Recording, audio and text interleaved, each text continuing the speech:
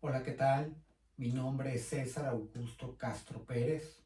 Soy alumno de la licenciatura en Ciencias Políticas y Administración Pública en la Facultad de Ciencias Políticas y Sociales de la Universidad Nacional Autónoma de México. El trabajo que a continuación presentaré es de la asignatura Comunicación Política a cargo del licenciado Daniel Martínez Morales. La actividad trata sobre, o el tema de la actividad es redes sociales y democratización con base en las lecturas de Paola Ricaurte Quijano y de Gabriel Sosa Plata, la primera, Redes Ciudadanas, Tecnología y Democracia, y de Gabriel Sosa, Yo Soy 132, Jóvenes frente a las redes sociales y la democratización de los medios de comunicación. Los puntos a tratar en nuestra actividad pues, tiene que ver con las redes sociales, contribuciones y riesgos para la democratización. Vale la pena precisar que estas lecturas son del año 2012, es decir, ya están bastante desfasadas y desde luego la visión que tenían los autores en ese momento nada tiene que ver con nuestra realidad de 2025. El primer punto es cobertura y usos más frecuentes de las redes sociales. En aquel momento todavía existía el debate y existía la circunstancia de que el consumo de la televisión era el principal medio de información entre la población, incluidos los jóvenes universitarios. Ambos autores parten de que la Ciudad de México, todavía denominada Distrito Federal, la Ciudad de México, el Estado de México también, son las zonas o las áreas metropolitanas con el mayor consumo de medios para informarse. Estaba internet, ya existía desde luego, ya existían redes sociales. En ese momento todavía Facebook era la red social de mayor consumo, después Twitter o X eran las redes de mayor consumo social o de mayor consumo para información y entre los jóvenes para relacionarse entre ellos. Entonces, el supuesto de ambos textos, de esa cobertura y usos frecuentes de las redes sociales. Hoy, 13 años después, bueno, ha habido un boom de las redes sociales. Por supuesto, los jóvenes ya no tienen a Facebook como su principal red de consumo. Incluso X ya tampoco es la principal red de consumo entre los más jóvenes, que ahora lo sería Instagram, lo sería TikTok. Es decir, surgieron nuevos medios, nuevas fuentes de información y de comunicación entre los jóvenes y bueno, con todo también el fenómeno que esto desató. Claro que los autores en su momento, estos autores ven con optimismo y con una mirada incluso hasta ingenua a las redes sociales y más o menos como una vía de escape alterna a los medios de comunicación tradicionales. Que tratan de los autores que estas tecnologías pues, contribuirán a la transformación del sistema político y legal, la ruptura de los círculos de poder económico aliados con poderes mediáticos, la recuperación del país de las redes del narcotráfico, el ataque a la corrupción y sobre todo que se garanticen los derechos humanos. Pues si nos damos cuenta, digo, lo vemos hablando con justicia y obviamente no siendo injustos con nuestra visión de 2025, pues nada de esto se ha cumplido. La realidad es que nada de esto ha ocurrido y al contrario, el problema de la inseguridad, de la violencia, pues, se ha incrementado, particularmente la administración anterior. Ha sido el sexenio más violento y sangriento de nuestra historia.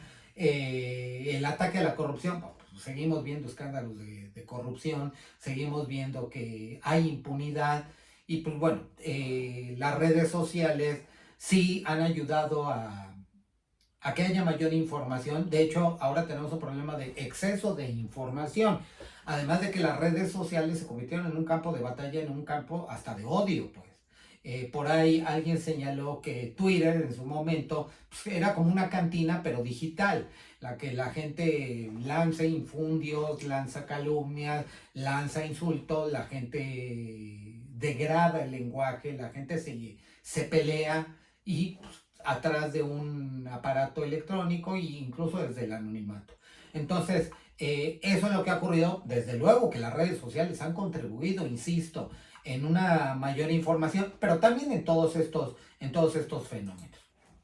Otro punto, principales medios utilizados por la población para informarse de política. Pues la televisión seguramente en la actualidad sigue siendo el medio por el cual la gente se sigue informando mayormente de los asuntos públicos, de la política, y sobre todo esto entre edades más avanzadas, pues sigue siendo el mayor medio de comunicación. Se sabe que hay televisiones en este país, bueno, ya no son televisiones pantalla, que nacen y mueren sintonizando el canal de las estrellas, que es el único que se ve. Sobre todo se asocia con personas de mayor edad, que son las que están más acostumbradas a la televisión. Por supuesto, porque fue su medio de comunicación natural en la infancia, en la adolescencia, en su juventud. Hoy los jóvenes sí, claro que ven la televisión, por supuesto que la ven, pero ya sus contenidos son diferentes. Sobre todo tiene que ver con plataformas, tiene que ver con streaming, tiene que ver con otros contenidos, que es lo que están consumiendo. Pero sí, seguramente la televisión sigue siendo el medio utilizado por la población para informarse de política. La radio, pues aquí hablaba, por ejemplo, uno de los autores que aparatos de comunicación en las casas, la televisión, la radio. Pues hoy la radio está sustituida por Alexa, sintoniza Radio Universal. Entonces ya el aparato como tal ya difícilmente se puede encontrar en los hogares. Incluso podríamos decir que hasta el teléfono fijo, la telefonía fija, ya empieza a caer en desuso. Puede ser que esté en los hogares únicamente por el servicio de internet, única y exclusivamente por eso, por el servicio de cable, o cable asociado a las empresas que dan todo ese servicio completo. Pero entonces, bueno, la televisión sigue siendo ese medio utilizado para informarse de política, y por supuesto, pues, con lo que implica la fuerza y la influencia de los grandes medios de comunicación. Ya hay otros, sí, ya hay algunas otras cadenas, sí, pero sigue teniendo un peso muy, muy grande las dos grandes cadenas de televisión en nuestro país, a pesar de que ya hay otras, y que, bueno, a través del cable, a través de la televisión por cable, pues también hay otras opciones, no solo nacionales, sino de internacionales para informarse. La concentración de la audiencia televisiva va relacionado con el punto anterior. Sigue empezando las dos grandes cadenas de televisión en el país. Sí influyó de alguna manera el movimiento Yo Soy 132 para empujar una mayor apertura en los medios de comunicación. Pues desde luego que sí. Después vinieron reformas para garantizar el derecho a la información, la transparencia, la rendición de cuentas. Todo esto se eleva a rango constitucional, pero bueno, como hemos visto al final de la anterior administración y la actual, pues ha habido un retroceso en ese derecho a la información, en garantizar el derecho a la información, la transparencia, al haber eliminado al organismo garante de esos derechos y darle esa función al Estado o al gobierno, propiamente dicho, al gobierno a través de una de sus secretarías. Entonces, pues todo esto pasó en estos últimos 13 años. Desde luego no se habla en estos textos de la inteligencia artificial, ni siquiera estaba contemplada la inteligencia artificial. Hoy enfrentamos ese gran reto de la inteligencia artificial y la generación de contenidos a través de la inteligencia artificial, la generación de información que no necesariamente tiene que ser fidedigna. Ya lo vimos en las redes también. Aquel que decía las benditas redes, bueno, pues se te puede revertir, ¿eh?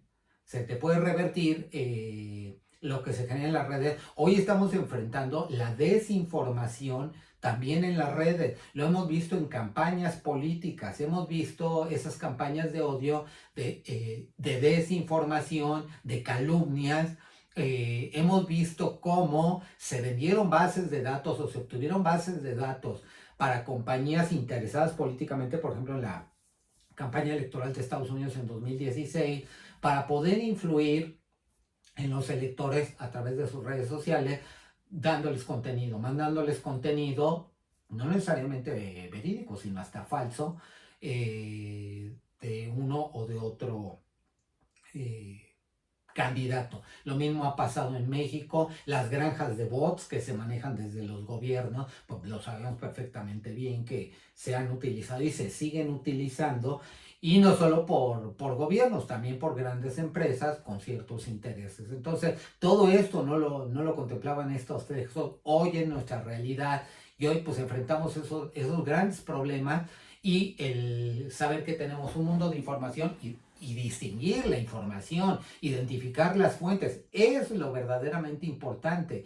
de dónde proviene la fuente y que no se generen, o bueno, se van a seguir generando teorías de la conspiración, pero que lo sepamos distinguir y nos pasa a todos. Y nos pasa absolutamente a todos. Al morir la princesa Diana en 1997, todo lo que se vino después y todas las teorías de conspiración de que el gobierno británico estuvo detrás, que ella estaba embarazada, en fin, de un musulmán, de un árabe, pues, y todo esto, bueno, todo lo que generó, todos los adeptos y toda la gente que lo da por cierto y que no pone atención al informe que de 2, 3 años después que genera la policía británica, y que dice, bueno, todo esto no es así. Entonces, es muy difícil el tratar de revertir el daño que puede generar contenido falso, desinformación en las redes, como lo ha sido o lo fue en la pandemia, todo este movimiento antivacunas, toda esta teoría de la conspiración de dónde viene el COVID,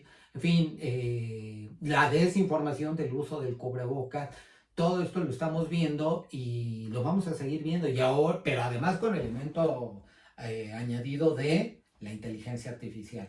Es importante que estemos atentos a ello, que sí verificamos nuestras fuentes de información.